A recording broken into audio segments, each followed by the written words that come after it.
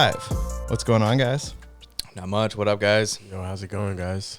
Welcome to the 0 Degrees podcast, where we talk about a lot of stuff. Sometimes too much stuff. Sometimes too much stuff. How's the week been? Pretty gnarly. There's a lot of account builds, but we're living. It's a crazy time to be in digital marketing. Just Very flat. crazy. For Very sure. crazy. Across the board. The world's changed, man. It's changed fast. Yeah, I'm feeling it.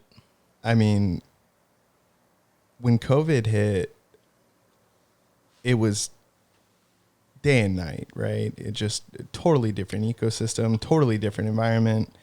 And a lot of people were spiraling. And now we're seeing the fallout and how just deep it goes. The impact is just hitting everywhere. Mm-hmm. And it's crazy to see the ad markets become flooded with so many people trying to push their stuff because you can't go into the public space anymore. Yeah. It's crazy. Like, imagine if like someone told you like, hey, yeah, I have a business and my plan is to sell stuff where people are, right? You would always think that plan's good. There's always going to be people in the public space, right? Mm-hmm. Right? If your plan was just based on the fact that you have stuff to sell and people walk by and they see it and they'll buy it, that's business as old as humanity Yeah, is. of course. And that's out the window. Mm-hmm. For the most Everything's part. changed. Mm-hmm. For the most part. I mean, the few people that still do go to malls, I mean, that whole experience is just shot, right? Yeah, it's gone. It's gone. It's not even appealing anymore. And with the convenience of like online shopping, I mean, this trend's not stopping soon, frankly. I think what's amazing about all of this is how fast it happened, right? I don't think we've ever seen a change that fast. That's what I was saying, day and night when we started. Yeah. It was like COVID hit and then everything just upside down. Yeah.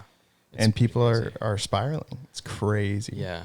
But at the same time, it's a huge opportunity for those that are kind of on the ball and can find these opportunities in the marketplace with digital ads and digital marketing and setting up a store, drop shipping, whatever it is. There's massive opportunity there. It was actually something I thought about just in the shower the other day. I felt at first it was a moment of gratitude, being like, I'm really excited that I have the ability and I have the opportunity to work in this space right now because it's growing, et cetera, blah, blah, blah. But then instantly there was a moment of like fear where I was like, wow, well, this moment is so big. I need to be doing more to take advantage of this moment, which was a weird feeling because at the same time, because of my experience in digital advertising coming up on, since we met was like 5 years ago. Yeah. And I had to kind of remind myself that it's like I have been taking advantage of this trend slowly and surely. Like I'm in the middle of it, which was cool. But I think for many people that are out there, there's always going to be this like doubt that you can jump into it right now because it is so busy and because it is so popular. I would just say that's not true at all. I think because the opportunity is so big, it gives everybody more of that chance to jump in now more than ever. And I think that that shower realization that you're talking about, like a lot of people have that, right? And they think like, oh, I got to do something right now. I got to act immediately. I got to bring it in, got to manifest it this second. And that's just not how things happen, right? It doesn't happen like that. And I think there's a really good metaphor. I actually talk about this in Traffic Pilot, but it's the metaphor of the melting ice cube, right? Imagine you're in a room and the room is 0 degrees. Hey, see what I did there?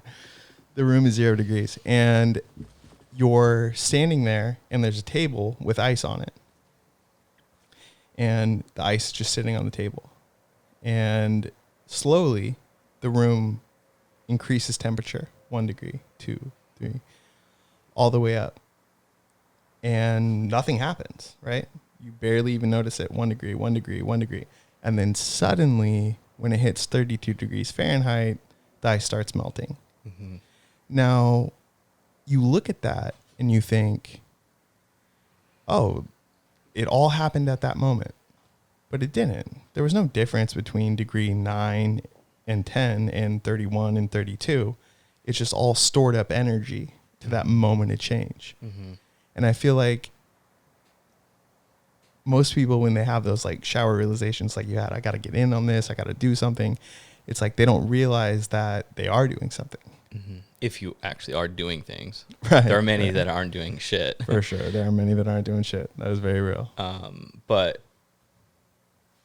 yeah, and also if you try to speed up that process, and just in my experience of like learning new things, the faster you try to go, especially at the beginning, the more mistakes you're going to make. And if you're going to go into like e-commerce or whatever, those mistakes are going to cost you a lot of money. And so not that that's what my goal is right now, but it's realizing, it's kind of like that conversation we had the other day at work when it's like, there's so many years to earn.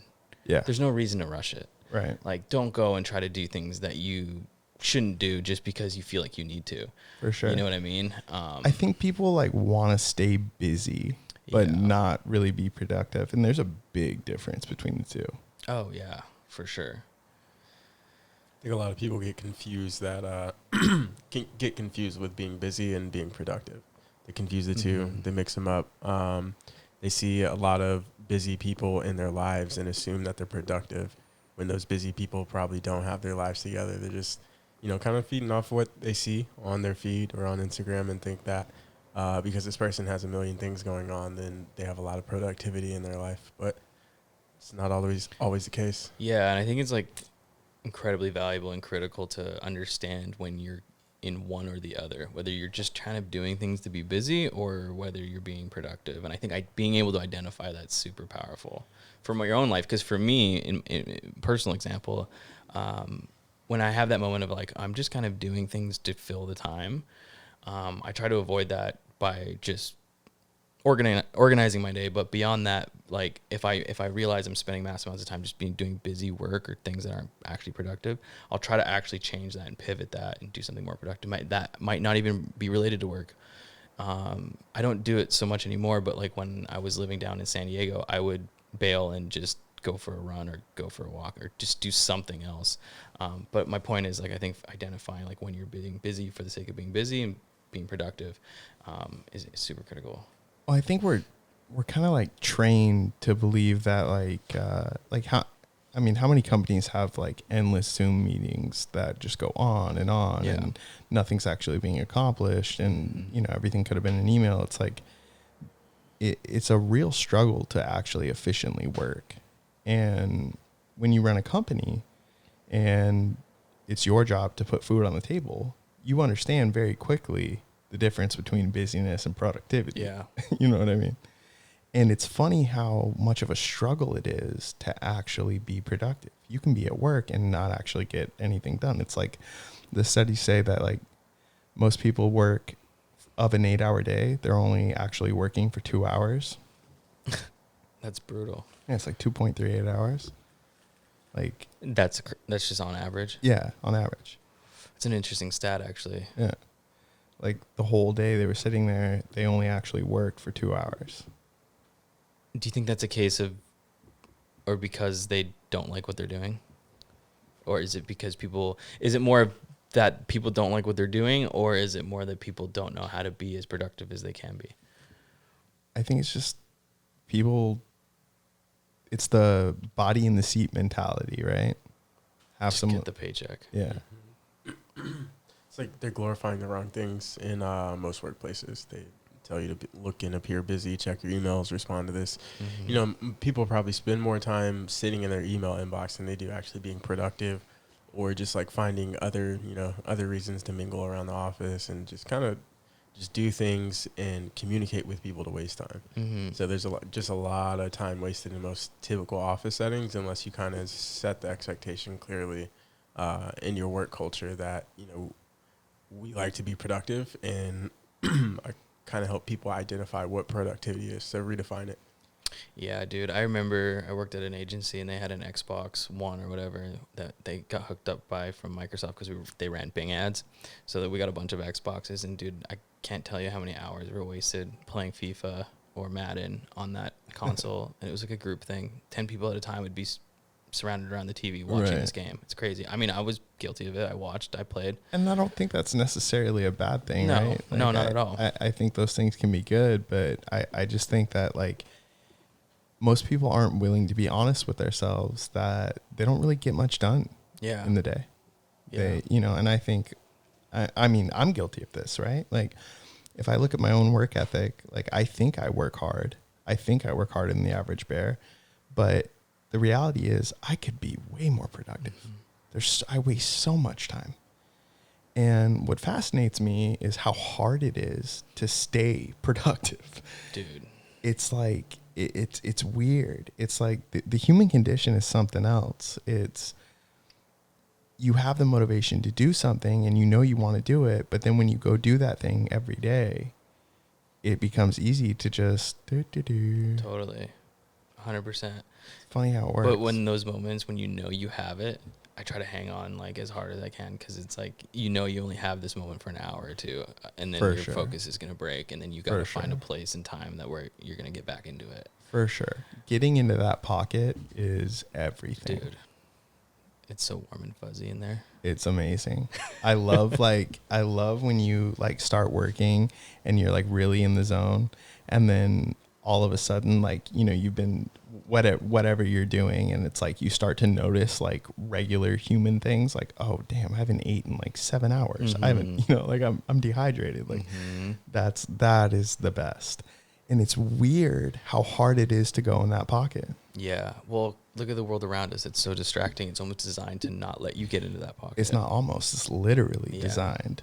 Have you guys literally. read Deep Work? I think it's Cal Newport. Yep. Yeah, it's a great book I on did, how to actually. unlock Yep. that and stay in it. It's really just you got to be disciplined around, you know, your schedule and how you wake up.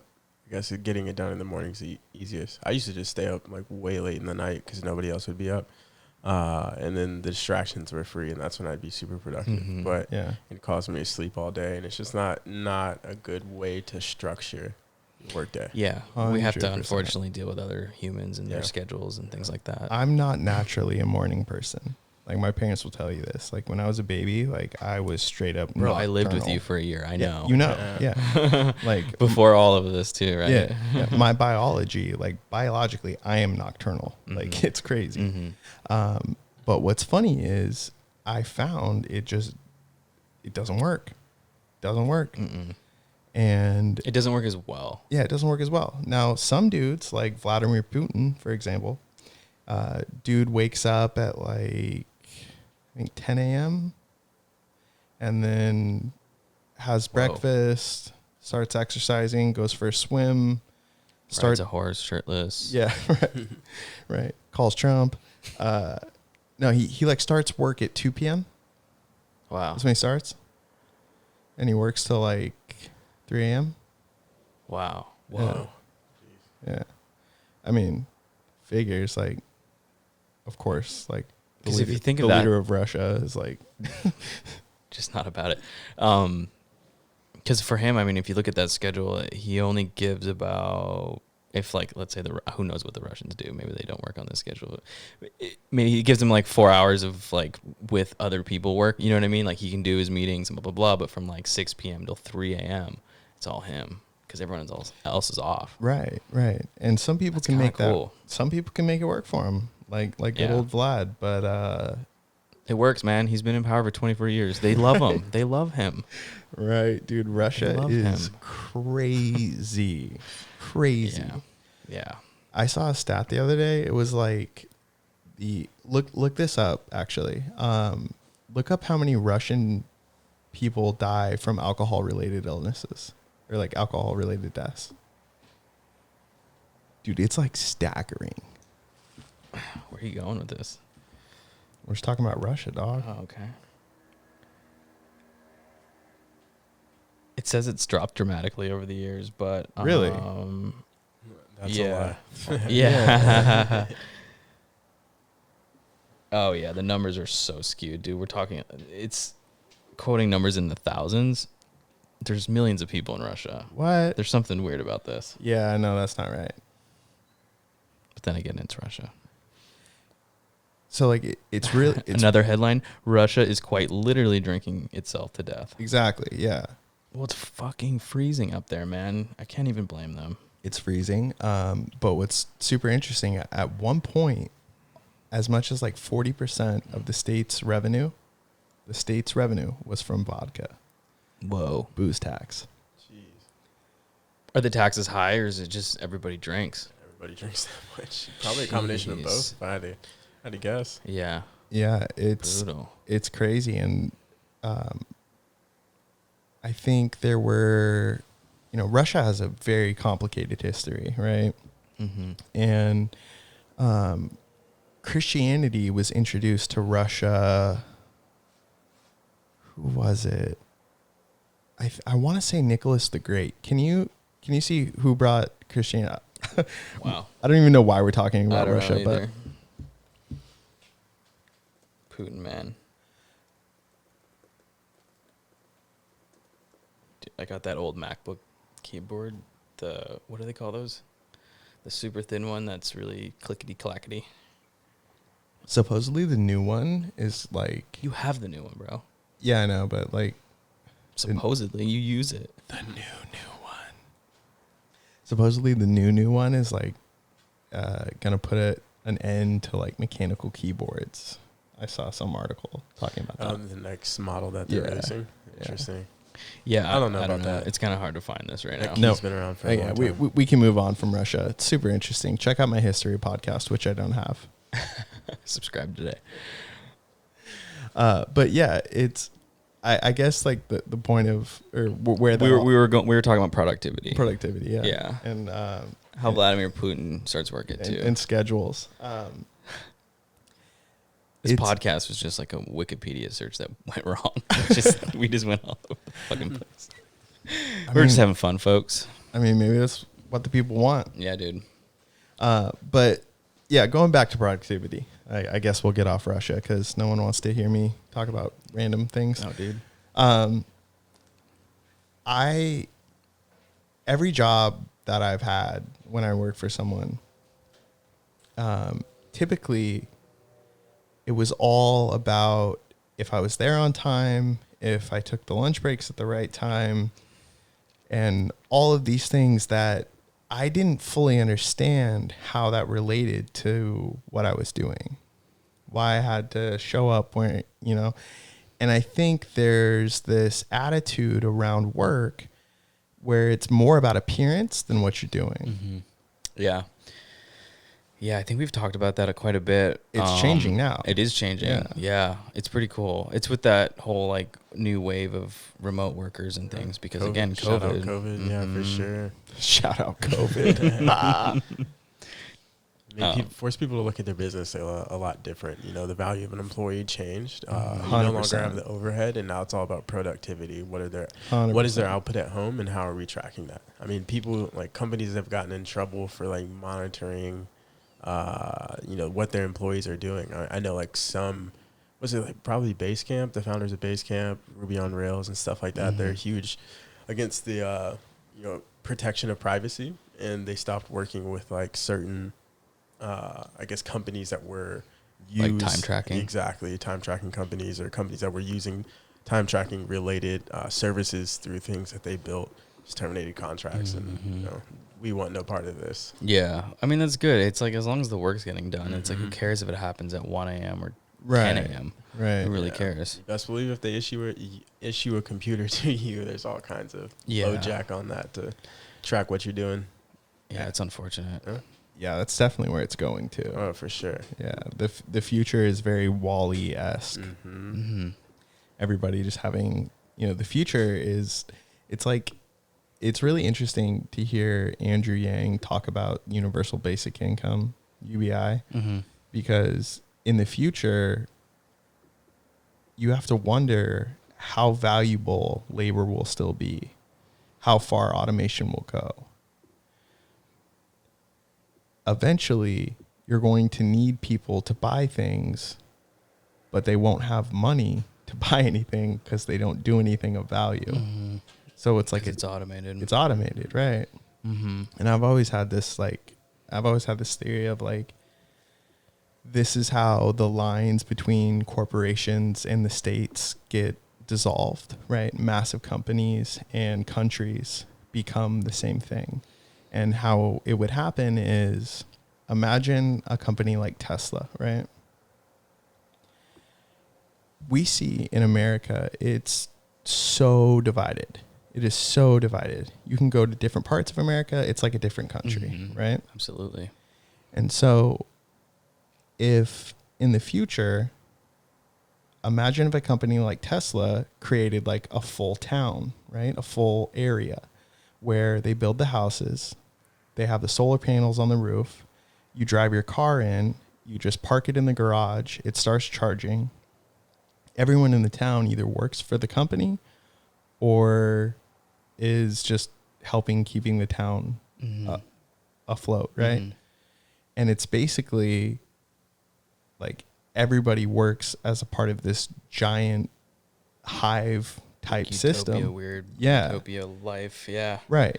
But I see that's where it's going. They're gonna have partnerships with like Apple and your Apple TV, and your home's gonna come with like 3 MacBooks and all this other crazy shit. And then at that point, it's just all about content.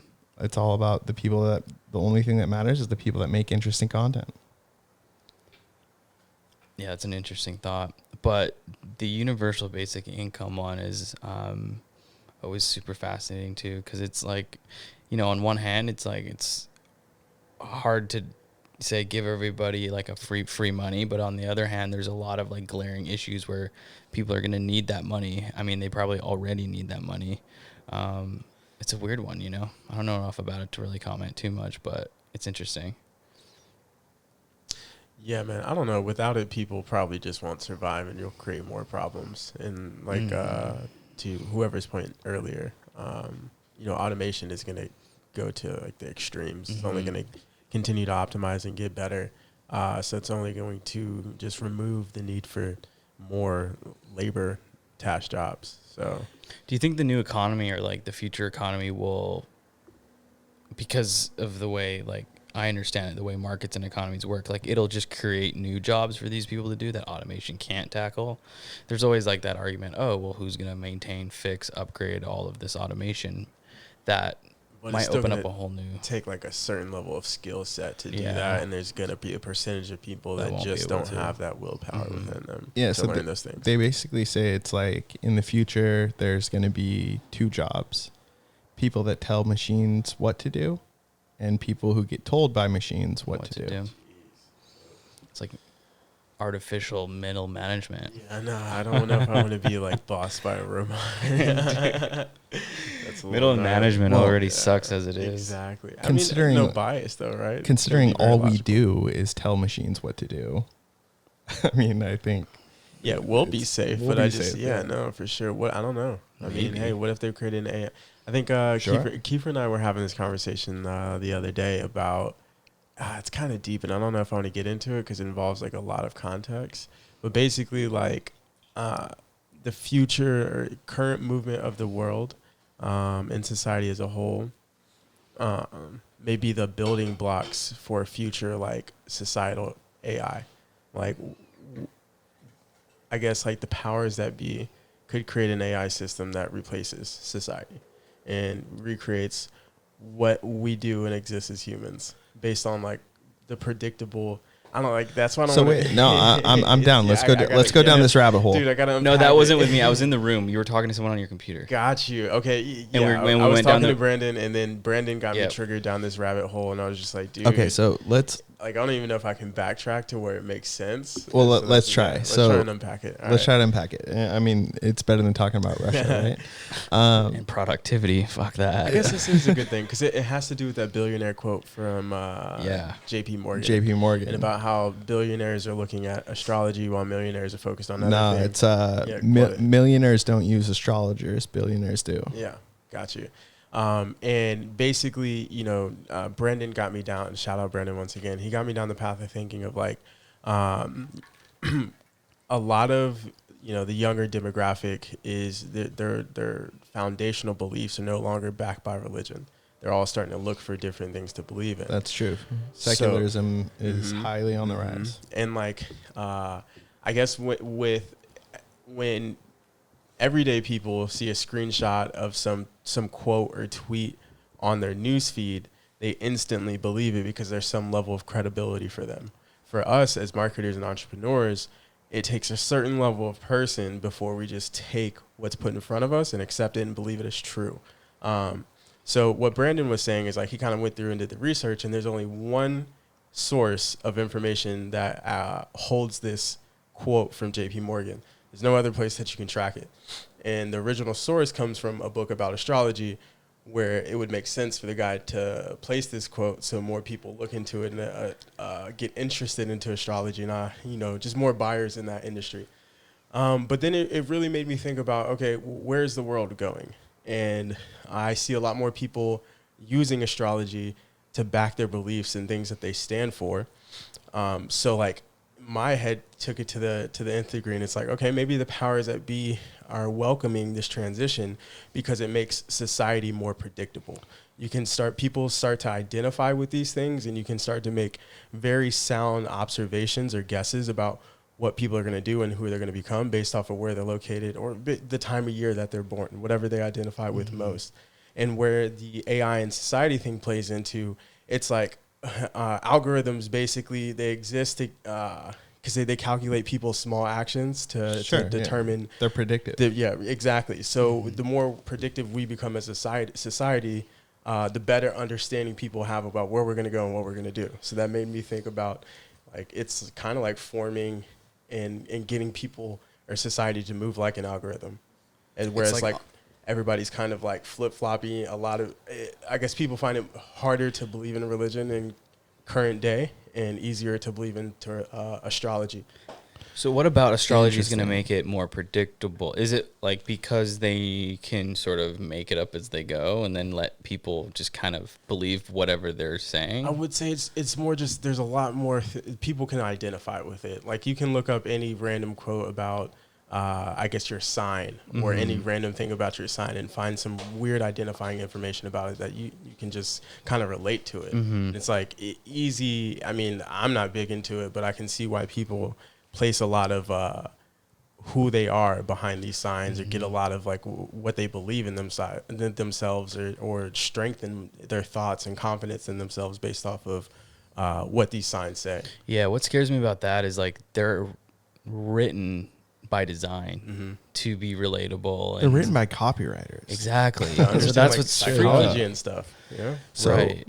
It's interesting though. So man, there's so much here. Okay, so sorry. Okay, so first let's talk about that quote for a second. So why J.P. Morgan said that, and it's interesting. Like, so were you saying that the actual like you're questioning if that quote can actually be attributed to him? No, I wouldn't say I was questioning that. Brandon more so just he raised suspicion. Like we're so quick to believe these things because he's a philosophy major. So he, thinks very deep on this. And before he wanted to go in depth on thought, he wanted to run it by us to see, what our opinions on it, where we're at. Because everybody just took it as fact, as this is just something J.P. Morgan said. And this is like, what we should look to as entrepreneurs, as business owners. We should start paying attention to these market shifts because of astrology, I guess. Okay, so I don't think that's...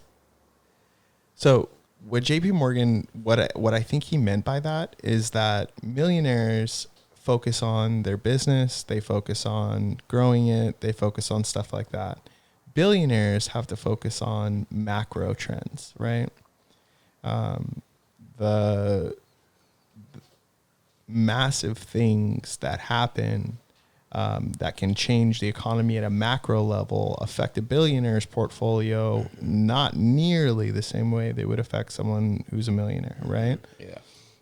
And so I think that's what he was alluding to, is that billionaires use astrologers because they're looking at these huge macro trends. Right. And there's actually some really interesting astrologers who have like correctly predicted stock market crashes, supposedly all based off how like the planets align. I know that sounds super weird.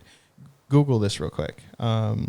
It's like just type in astrology stock market and see what comes up. So, but what you were suggesting is that we shouldn't jump the gun in assuming that's an actual quote from J.P. Morgan Chase and that the name J.P. Morgan was just used as No. something to elevate the quote? I'm and simply promote the saying quote? that I think there's bigger ties to this. Like looking at how the market's going to respond. Like I think people are going to adopt this belief system. It's going to be easier for us, the marketers, to understand individuals Sure. because they identify with It's like it. what do they call that? Psychodemographics almost to another level. It puts people in a box, in a much more identifiable box, I guess.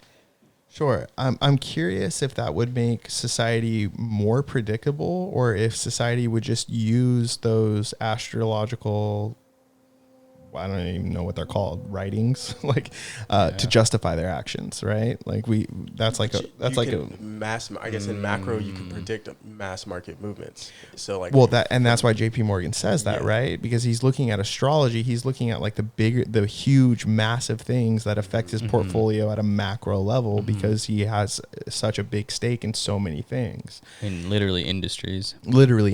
Right? So like how, planets align and affect like the people at large will affect spending habits, and for a billionaire, those things impact the bottom line. But it's really interesting how you deduce that to like the AI thing. Can you go over that link again? Yeah, so it's because people are going to start identifying in these categories. It's going to make, I guess, their actions a lot more predictable. They're going to start using astrology as a belief system and moving according to that, and because more. I think humans naturally need something to believe in, whether it's themselves or a higher power. Yeah. And if they're disassociating themselves with religion, they're kind of like, I wouldn't say living lawless, but there's no belief system. Totally. So let's get into that, because that is super fascinating. Did you find something? Yeah. So what I'm gathering from this really lengthy article is that there is, I guess, a way that you can make some predictions based on the planets, where they are, time of year, and all these things. And then there's like a chart that says, planet, sign, house, price bias. And so it's like the sign is the Leo, price bias, neutral. And then there's some that are like neutral, positive, negative. So you can almost, I guess it's kind of like asking the gods what the stock market's going to do. And very weird. You know what I mean? Very weird. But let's go back to what OU said, because like human beings have this innate desire. It's like, it doesn't matter what continent you're on. It doesn't matter where you go. Since the beginning of time, there's a common narrative. It's that God created man, and man is in debt to God. It emerges everywhere. The Aztecs were sacrificing people. Why? They were in debt. The story of Christianity, it's about literally God coming down and paying man's debt to God. We have this innate desire for meaning in a life that, speaking of philosophy, Albert Camus is a philosopher I like a lot. He's really famous. He wrote books like The Stranger, and I think I've talked about him before, but he says that life is absurd, right? That's hi Z, do you agree? Your life's not absurd. You just want the treats and the pets. He says that life is absurd, as in we're born, we have all this drive for meaning, understanding, we love art, but we just die and we don't know what happens. That's absurd. Mm-hmm. That is insane.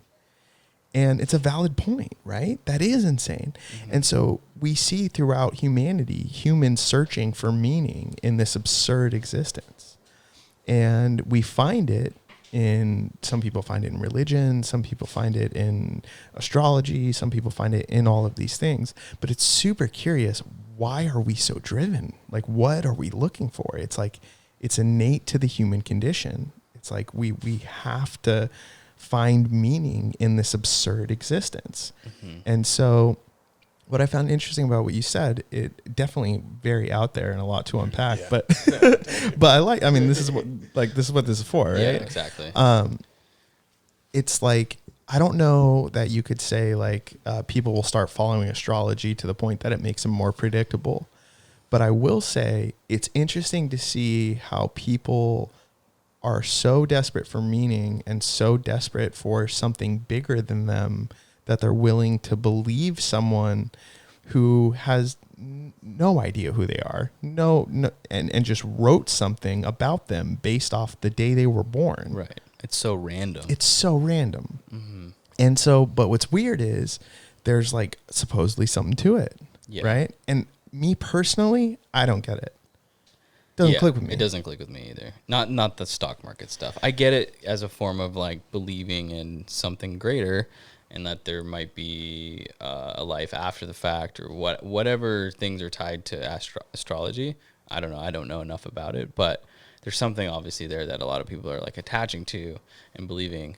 But that randomness, ironically, I feel like sort of kills the idea of predictability. You know what I mean? I don't know. Say that again. I guess my thing is I'm having a hard time connecting how astrology will create more predictability, more than we already have. Well, so it's based off, and correct me if I'm wrong with you, but it's based off a presupposition that people are looking to astrology and then modifying their behaviors based off whatever their astrological sign says. But that's assuming everyone's getting those signs or in those messages from the exact same source. It's thought to believe that a lot of people naturally move this way because of the energy. So like the energy in the environment at the time naturally causes people to behave certain ways. So astrology ties into it without, like, even if you don't believe it, those that believe in astrology look to the energy in the universe and that, you know, the world provides or whatever to kind of, you know, explain why these events are happening. Got it. So like and when you look back in history, people have always used kind of astrology to kind of guide them through life and do certain things. Right. Or so religion. Yeah, exactly. The two have been around for Forever. So it's like there's merit to both sides, which is like why it's interesting that, you know, this quote popped up because Brandon, valid point, it just spread like wildfire. Everybody was talking about it. People were invigorated by it in our community. Mm-hmm. And that's what, like, to us, that's like, you know, what's going to catch fire is something from a billionaire, a quote from a billionaire, because there's a certain level of authority that's just there naturally for us as marketers and entrepreneurs. And I think the quote also caught fire because I think a lot of people kind of just disregard, I mean, myself included, disregard astrology as frivolous, right? Like a lot of people think, oh yeah, that's like for, you know, people who have nothing to do, you know, but to hear it come from JP Morgan and say like, it's very intriguing. And I think that's why it caught so much fire, because it's controversial, right? Yeah, a lot of people write it off.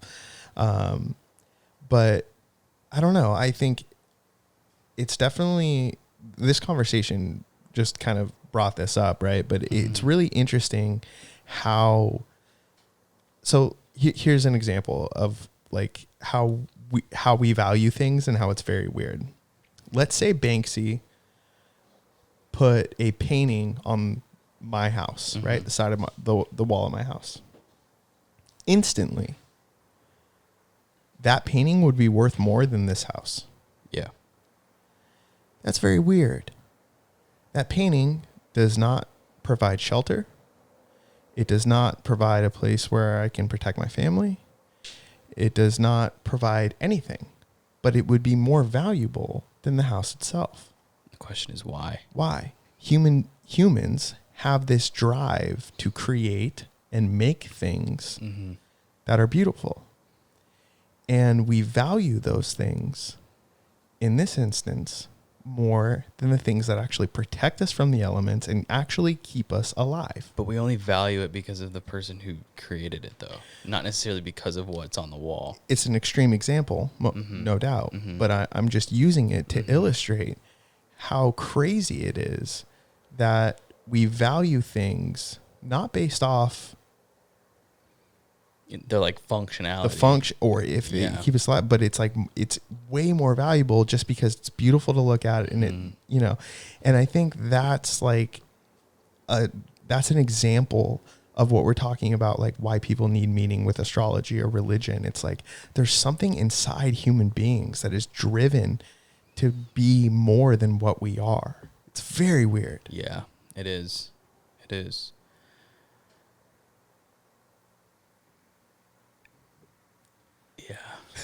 That's a lot to chew on. It is a lot to chew on. But it's good. I mean, I'm just trying to think, like, you know, I don't think enough people realize that.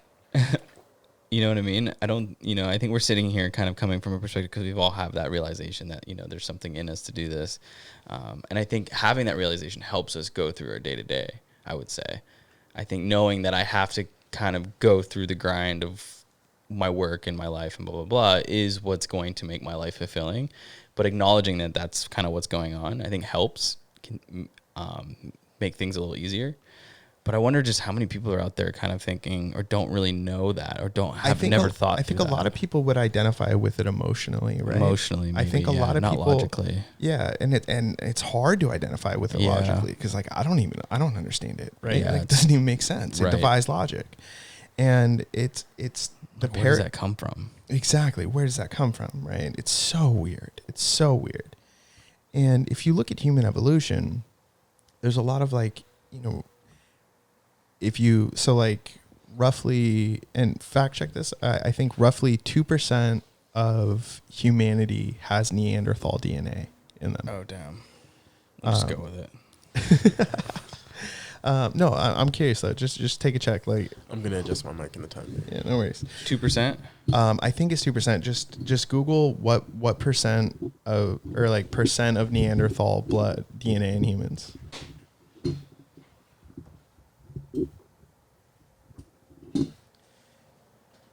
Modern humans are Well, so Neanderthal. why I'm talking about this? It's about 4%. 4%. 1 to 4%. 1 to 4%, exactly. So we know for a fact that there were other species of humans that There was a lot of overlap. there, Yeah. and there's actually more than one, right? There were several, and the Neanderthals no longer exist. Why do you think that happened? Most definitely genocide, right? Like we definitely wiped them out. But while we were wiping them out, we also bred with them, which if you look at any war, sounds about right. Mm-hmm. It's interesting that like we have a very animalistic history. We have a very organism devouring another organism to survive type history. Very primal. But from these beings came this desire to create art and religion and connect with this higher being. And we're the only species that evolved to this level. Mm-hmm. And it's just super interesting. I don't even know. Are we aliens? Might as well be. I mean, hey, we came in, wiped out, invaded the planet, wiped out what was here, and sounds very typical of our species. Yeah. Yeah. Our species definitely wipes things out, but it's just interesting. But it begs the question: it's like violence at and what mass murder. At what? we are violent, like to our DNA. Oh yeah, to our DNA. Every single human. Yeah. It's just everyone's on a spectrum of violence.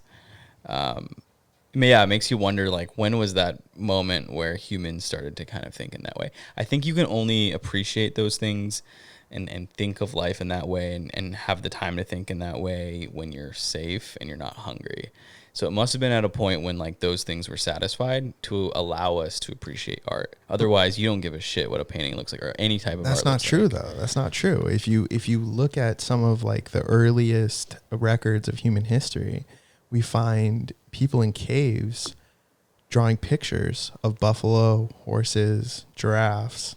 But those were the ones that were in the caves. What about the ones that weren't, or like the ones that didn't have that luxury of protection? Well, I mean, yeah, you can't make art while you're dying, but I'm saying if you're in a cave, first of all, like life is very difficult, right? Yeah, and it's interesting that during those times, even back to the OG, we still had this desire to put a picture on the wall. Maybe a cave back in the day was like a luxury house and everybody else had to live outside. Yeah, and it's like you don't know what you don't know either. Yeah. Like if a cave's all you got, that's great.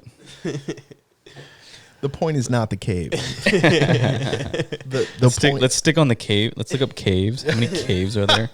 There's a lot. The point is that human beings have been driven to make something and create a lasting impression as long as we can go back, right? As far as you can go back, you see human beings have this desire to make something bigger than themselves, for lack of a better word. Mm-hmm. And it's interesting because evolution says that we all came from the same source. And I'm curious about why human beings are so unique. Why they're so different from all of the other species that exist on this earth. Our brains, Definitely. one of the biggest factors, I would say. For sure. I'm riding with we're aliens, and they just don't want to tell us. Tell me more. I'm into I mean, this. there's not much more there. That's gonna put me on some watch lists if I try and spitball that one. But He's trying to fly this winter. yeah, baby, I'm trying to stay Yeah. off the list, man. I don't know. And yeah, I don't know. It's just fascinating. And I think a lot of people feel like they have like a desire to like have a purpose. And it's just like, where does that come from? Where does that you don't see like a cow in the field being like, what's my purpose? You know, like, like the purpose is to just exist. And in maybe it's because we have the capacity to feel that, because our brains are big enough to handle that type For of sure. emotion. You know what For I mean? sure. Why am I here? You know, an ant can't think about why it's got to go do all these things. It's just naturally doing these things. And many animals don't even like, they don't live long. You know what I mean? We're one of the few species that have a long lives generally and have time to kind of develop these thoughts and these emotions. And you know what I mean? Like you said, we did remove those primal fears from our lives as well, just of survival. We have now. But Mm-hmm. even when we had those primal fears, we were still doing cave paintings. We were still doing. Was that paintings as an art, or was that just a form of communication between people? Definitely art. Art? For sure. But they weren't like in immediate danger. They were in the cave that, like, you know, maybe Probably late. sipping on that Got that the fire prison going. water, what do they call it? Prison beer. Pruno. Yeah. Cavemen had beer, dude? I mean, I'm sure they figured out a way to get lit in the cave at night. So, So, like, that's maybe eating some mushrooms. No, and like enjoying that's stuff. yeah. So that's Probably like, mushrooms. I believe That's like mushrooms. the stoned ape theory, and that's popularized by like Terrence McKenna, super interesting dude. That apes just got stoned. No, that the way that we evolved was Hallucinogen. interacting, interacting and eating like different things that I think I've heard that. Yeah. Yeah, I think part of that breaks down in like how would that get into our genes? You know what I mean? Like I don't really get that, but it's an interesting idea. And I guess the TLDR is it fascinates me that human beings have always been driven to connect with something bigger than them. And you can say, oh, that's because we have the ability to think. And I think there's a lot of validity there. But it's very weird that every single human civilization had that same affliction. Mm-hmm. It's like we all were driven to connect with this thing beyond ourselves. Mm-hmm. It's very mothership, weird. dog. I'm telling you, we're aliens. Man. The more we talk, the more I'm convinced. It's interesting. Yeah. It's And the interesting. affliction for progress, too. More than just, finding meaning, but like realizing progress. I mean, that's how society got to where it is today. For some reason, there's also something in us collectively that wants to progress and make things better, always. And you can see it in everything, right? From cars to advertising to fitness. I mean, dude, look how big some people are now these days. People eat better. People exercise better. They're smarter with it. There's more science. There's more research. So it's just crazy to think about like all of this effort and energy from the human species to keep progressing. And, that has to be in all of us too. And Camus would say, for what? Right. It's absurd. It is absurd. What are we doing? We're actually almost progressing to the point where we're going to destroy ourselves. Self-destruct. And that's like what... Arguably. You can make an argument. And that's like what every religious book says, right? Yeah. There's going to be this great war that Boom, wipes out reset. all of humanity. And do you think future human society, whatever you want to call it, will have access and records to today, 2020? Will that catastrophic event wipe out history enough where like what's happening today and what's happened in the last 2,000 years can be remembered, recorded, talked about again? So I'm not certain that event happened. I mean, if you're asking, do I think that there's going to be like how all of the religious books talk about this, like global war, wiping everything out. I don't know if that, it's hard to say.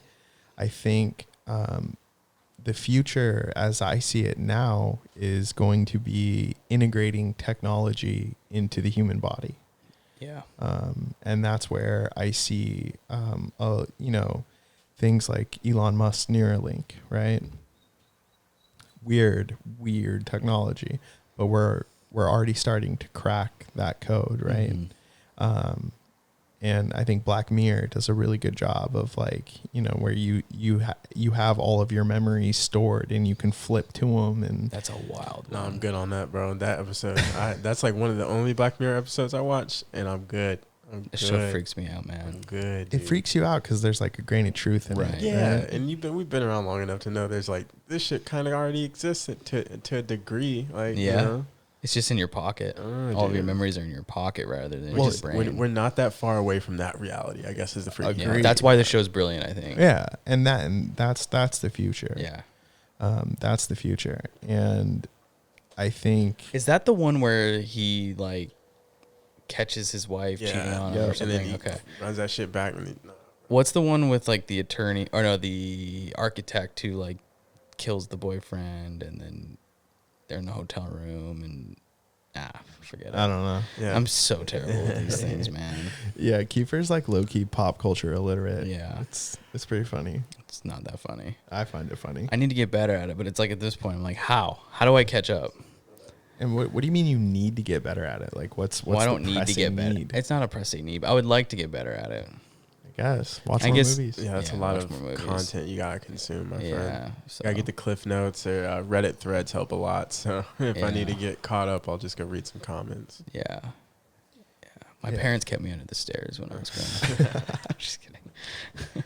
Yeah, I'm very curious to see.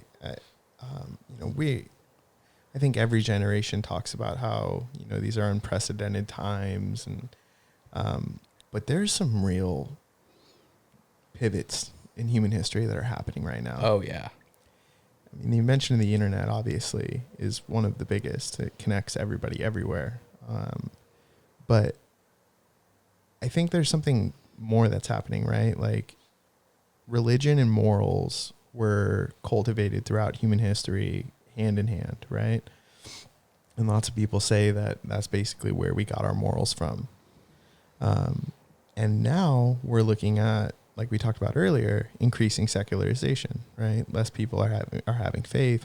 More people are, they don't have anything.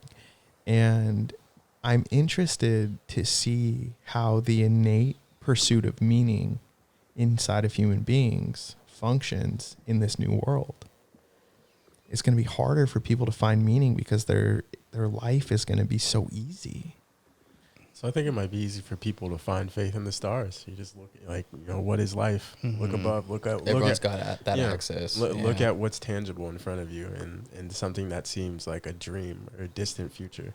And I don't know. Especially when you have companies that are, shooting rockets off to the stars. Yeah, like exactly. The reality of being in space is ever more real. Lil Duval says it all the time. He's always tweeting about how the rich people are like already living on other planets, and like, I mean, he's saying like the ultra rich already have access to these things, and they're just making it a reality. I could definitely see that as a future where Earth at large is a ghetto, and everyone else lives on like, whether it's like a massive thing built above the earth or, Yeah. I could see that. Yeah, and like for sure. Only people that stay here are the poor people.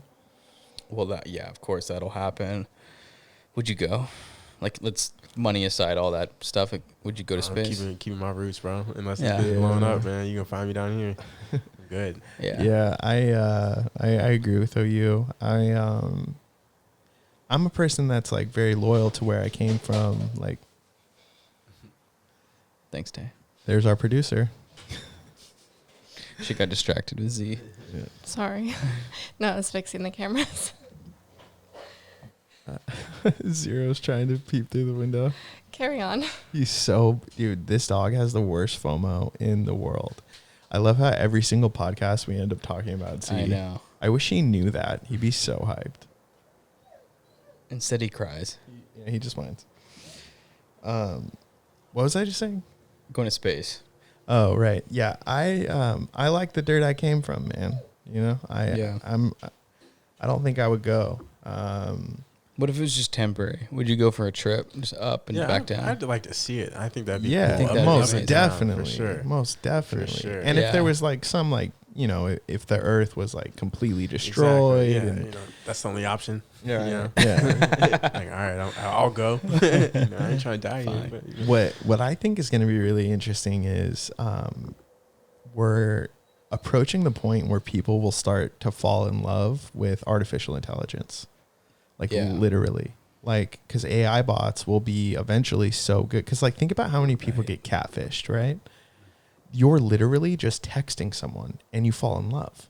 Right. You fall in love. If you've seen the show Catfish, it's a great example of how people will literally, they will say, I love this person. I want to be with them forever. I've never met them. Yeah.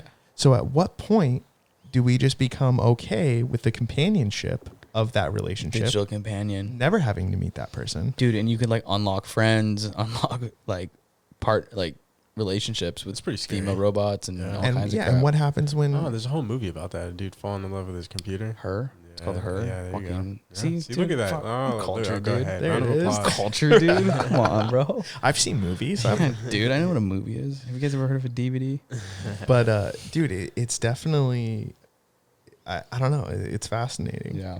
I can totally see that happen. I mean, 100%. There's nothing to say that an AI can't learn that. And then the question will be, is this right? If it makes this person happy and we believe in liberty and all that other shit, I mean, is it right? Who cares? If you want to text an AI all day, like I don't care. Do you, boo? Yeah, do you? Yeah. But it's just interesting to see. But is that good where for that's society? going. I know it's like, That's do another you, question. but like, is that That's good another for question. society? Population control player. You know, at the end of the day. And people in there falling in love with the robots. We're You ain't gotta worry about aliens, them. population control. See, look, all the outlandish thoughts coming from me tonight. I know. You know, he's on fire. I know. He's I know. looking forward to this Yeah, podcast. look, no, I got out of work mode. This is definitely yeah. the most out there podcast we've ever done. Yeah, Oh, for yeah, sure. it's This fun. is out there. I love it. So let's say people do start falling in love with the AI, right? Is it just through the form of text, or is there some sort of? Because I Well, mean, we've seen how good robots Deepfakes, are. dog. Deep fakes, Deepfakes, exactly. man. Okay. Got So your that whole AI will, it'll have a face. It'll have, On a screen. Yeah. I mean, you can interact with it Or- in a virtual Never thought of world if you that. want. or like a hologram, right? Like Right. a hologram would be like that AI, that person is in the kitchen with you. Especially in VR, Yeah, virtual man. reality. And they got the 100%. sex machines now too, so you're rocking Exactly. and rolling, you're all good. I know. Pumping and sucking, baby.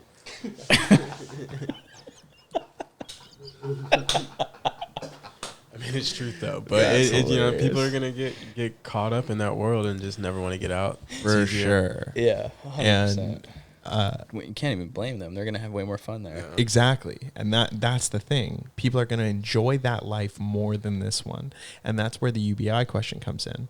If these people are all living in this virtual world, Damn, how the Wally people? Damn, Wall- there's real truth. that's why I I said always never thought the world would be that fat, but that's how the world gets that fat. Mm-hmm. You've seen America today, Yeah, the yeah. world would be that fat. Yeah.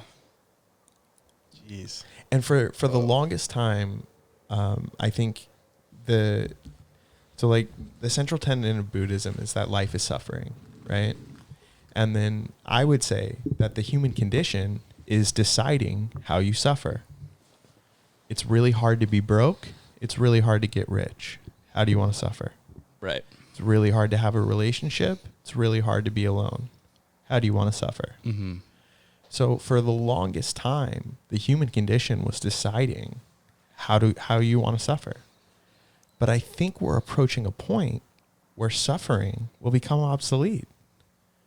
That's not good, dude. Listen to what you just said. It's not good that suffering becomes obsolete. And I agree with that statement. That's weird. I think suffering makes all the pleasures in life pleasurable and worth it, right? It's that cliche stuff. So in theory, you have to take the bad with the good. I understand that for sure. But I think this goes like a level deeper, right? This is like, if suffering was innate to our progression, and then that suffering is removed because we worked so hard to remove it, we've then reached A new level. but it's like now we're going down in evolution. Maybe we don't blow ourselves up though, because we're no longer just constantly trying to progress towards what? Infinite warfare? Maybe we just chill out and everybody becomes like, I wouldn't say dystopian society, but maybe mushroom society. People just like go live in the woods and shit. But there's plenty of examples of people living today that haven't faced much adversity, and we don't really look at those people as people that are like fulfilled or successful or For sure. happy. In fact, no one really cares, No. right? If you've never been through anything in your life, you're probably really boring. Exactly. And Exactly. So do we want because millions of people will adopt this. yeah, well, that's what I'm saying. Like, is that good? They're going to be boring, so they're not going to find love with another person because nothing's going to be exciting. So they'll fall in love with AI. They'll fall in love with this, and it's just a new era of humanity. Or mass suicides, if we're going to look at it darkly. Whoa. Well, I mean, suicide is, it's been increasing and increasing and increasing. Since COVID too. Yeah, and it just shows you like the paradox of humanity, right? We're more advanced than ever. It's easier to be alive than ever, and suicides are never been higher. Right. People can't find purpose and meaning anymore. I know, and that's what we're driven to do. It's innate. It's in us. Yeah, and if that's just not filled, it's no bueno for everything. We don't really. make it. No, it doesn't work. Yeah, we don't make it.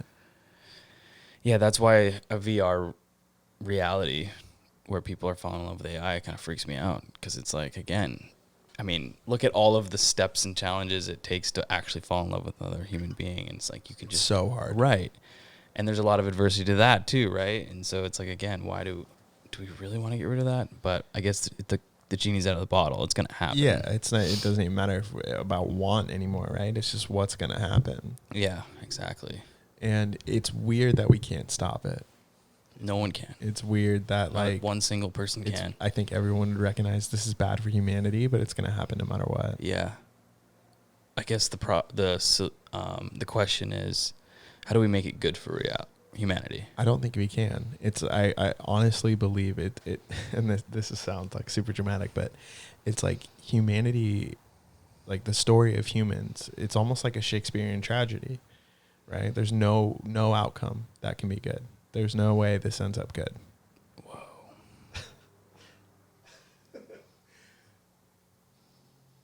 That's really dark.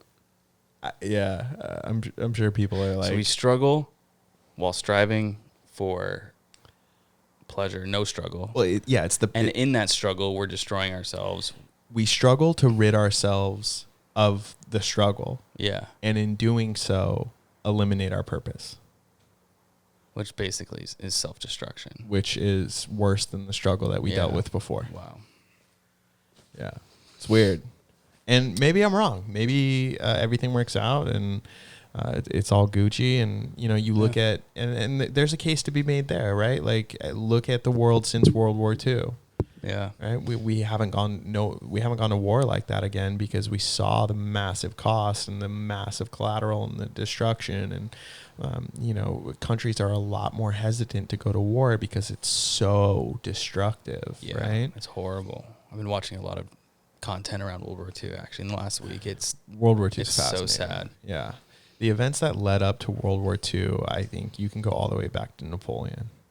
Wow, really? Yeah. Wow. It's I never thought of that. yeah, because I guess I just don't know enough history. So like Napoleon, what's really interesting about Napoleon is like he was the first general that mobilized an entire population. So before you had soldiers, and those soldiers were a set group of people, and that was their, that was what they did or whatever.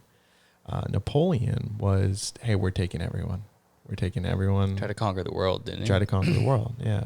And I forgot where he said this, but he was like, you cannot stop me. I spend 30,000 lives every month. So he was, or 30,000 men a day, he was saying, 30,000 men a day. And he was looking at this brute force mentality of mobilizing an entire population. And eventually that's what gave way to the World War I and World War II, where entire populations were fighting with each other. Mm. And since then, humanity's taken a turn.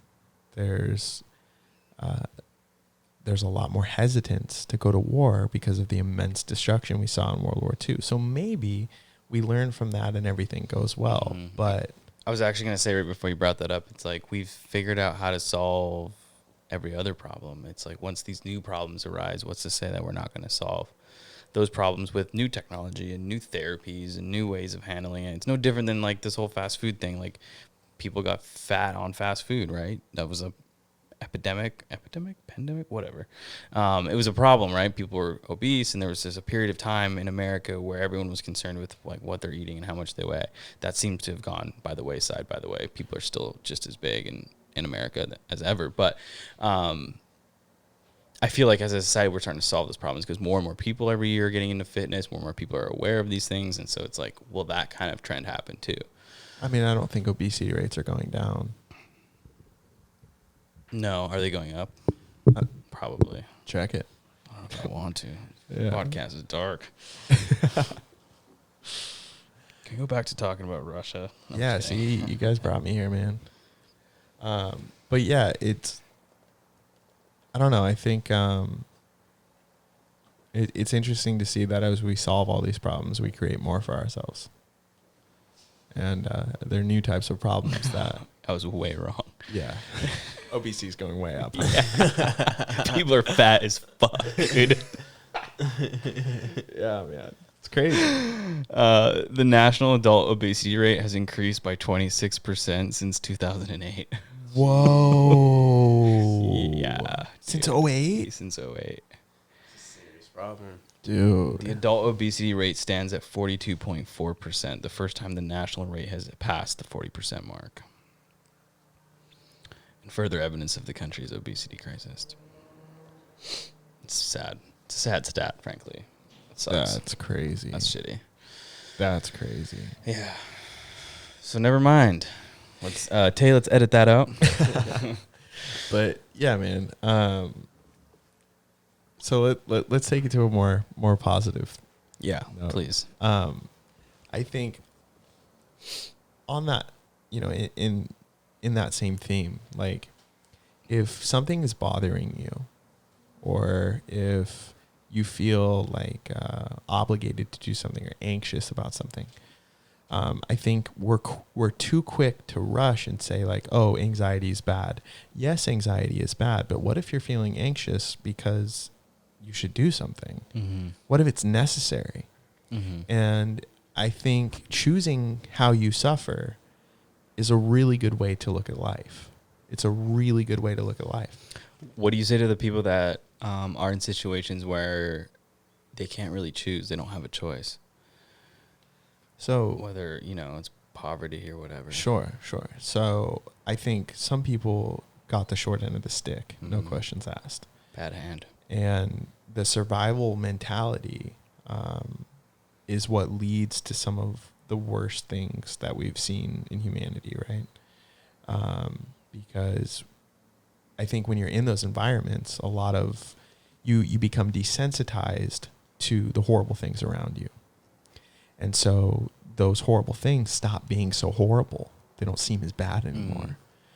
And, I would never tell, someone in those situations, I don't know what to tell them. Their life is infinitely harder than mine. But I do know that instead of looking at ways to make money, instead of looking, look at life as, okay, suffering is inevitable. I'm going to suffer no matter what. How do I want to suffer? And then look at it as, how can I create value to make other people's lives better? And if you have that framework, you will literally succeed. That's literally it. I forgot where I saw it, but someone said your paycheck is basically indicative of how valuable the problems that you solve are. right? How big the problems you solve are. Mhm. That's what your paycheck is. And I think that's true in a lot of cases. Mhm. No, some it's not, you know, but I think that's true in a lot of cases. And so I think, you know, it's easy. I think a lot of people listening to this may think that this conversation was very dark, but I would just say it's real. It's what life is. And in that, if you can see the sunny side, which is basically, look, I'm going to go through a bunch of shit, but if I know that it's my job to choose what should I go through, how I suffer, then you have a better life. Mhm. There's Even if it's incrementally, it goes back to your example at the beginning of the show. It's like, you know, the ice cube or whatever it was, you know, it eventually melts at 32, right? You know what I mean? It's stored energy. Exactly. And anytime you have a realization or you have like a strong inclination to do something, don't feel that you just have to go out there and get it done immediately, right? Mhm. It's like, understand that just like the ice cube melts at 32 degrees, but it had to raise all the way up until that point where it looked like nothing happened. Mhm. That's how everything is. Mhm. That's how everything is. Yep, absolutely. Yeah, even in my own life, like a lot of the work that I did just as a younger adult kind of seemed pointless, but then when you start to reflect, you're like, oh, that's, you know, this work actually compounded into this and that and this, and that's how I got here today, and that's why I'm able to do what I do today. It's the same idea. You don't see it necessarily happening as it's happening, but eventually there's a point where it realizes and matures, and you get to, you know, reap the benefits. For sure. Yeah. All right. Well, I think that's it. Yeah, I think Yeah? this was a good one. Like Yeah. you said, it was way out there, but Yeah, I'm out of wacky ideas. Yeah. Way out there. I think and the biggest thing that we can come to from this is that we are aliens. hmm 100%. 100% aliens. and we're all gonna fall in love with AI. And we domesticate four-legged creatures for our own comfort. Yes, we do. And But they're the best friends. they are They're the best awesome. friends, dude. We don't deserve dogs. No. We do not deserve dogs. No. Don't eat that leaf, Ciro.